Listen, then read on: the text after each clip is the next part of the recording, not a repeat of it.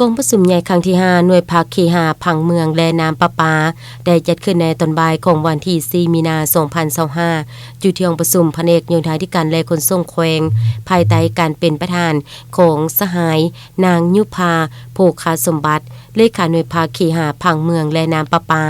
เป็นเกียรติของร่วมกองประชุมดังกล่าวมีสหายวิสัยภูมิกรรมการภาคแขวงเลขาคณะภาคคักทานแผนกโยธาธิการและขนส่งแขวงมีคณะรับผิดชอบสุขยุการดำเนินกองประชุมใหญ่ขั้นแขวงต่างหน้าหน่วยภาคอ้อมข้างตลอดฮอดสมาชิกภาคสมบูรณ์ภายในหน่วยภาคของตนเข้าร่วมหน่วยภาคที่5ผังเมืองและน้ำประปาเป็นหน่วยภาคหนึ่งที่ขึ้นกับหากฐานภาคแผนกโยธาธิการและขนส่งแขวงเฮ็ดหน้าที่ในการนำพาสินำและผันขยายแนวทางแผนนโยบายของภาคในแต่ละระยะให้มีความสงบถูกต้องและสอดคล้องตามระเบียบของภาคกฎหมายของรัฐปัจจุบันภายในหน่วยมีสมาชิกพรรคทั้งหมดจำนวน6สหายหญิง3สหายตลอดระยะ5ปีผ่านมาคณะหน่วยภาคสมาชิกพรรคเดี่ยวใจใส่นำพาสินำจะตั้งปฏิบัติเวียกงานวิสาเฉพาะตามพระบทบาทหน้าที่ขอบเขตสิทธิ์ของตนได้เอาใจใส่นำพาสินำคุ้มครองบรรดาโครงการต่างๆที่คันเทิงมอบหมายให้โดยประสานสมทบกับภาคส่วนที่เกี่ยวข้องและองค์การสากลอื่นๆเพื่อจะตั้งปฏิบัติให้สำเร็จตามจุดประสงค์เป้าหมายที่วางไว้และเอาใจใส่คุ้มครองตัวเลขแผนงบประมาณการลงทุนของรัฐและทุนช่วยเหลือจากสากลเข้าในการจัดตั้งปฏิบัติตัวจริงให้มีประสิทธิผลสูง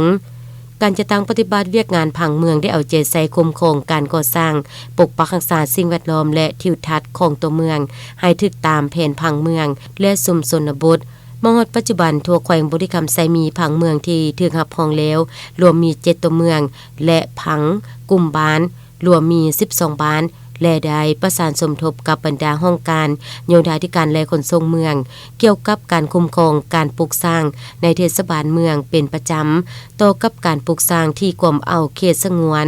และคนครัวการขออนุญาตปลูกสร้างต่างๆโดยอิงตามกฎหมายผังเมืองขอตกลงว่าด้วยการคุ้มครองการปลูกสร้างรวมทั้งหมด34แห่งซึ่งในนี้แม่นออกอนุญาตปลูกสร้างชั่วคราวฉบับ1มี2แห่งและฉบับ2มี30แห่งและยังยืนความถูกต้องภายหลังการปลูกสร้างสำเร็จ2แห่ง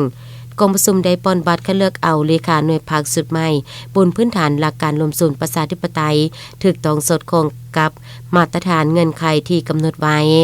กองประชุมครั้งปฐมฤกษ์ของหน่วยภาคเคหะผังเมืองและน้ำประปาครั้งที่5ได้ปิดเอกสารเลือกเอาสหายนางยุพาโภคาสมบัติเป็นเลขาหน่วยภาคและเห็นดีเป็นเอกสารเลือกเอาสหายสุรินทร์แก้วบุญเฮืองเป็นรองเลขาทางเป็นผู้กฎกา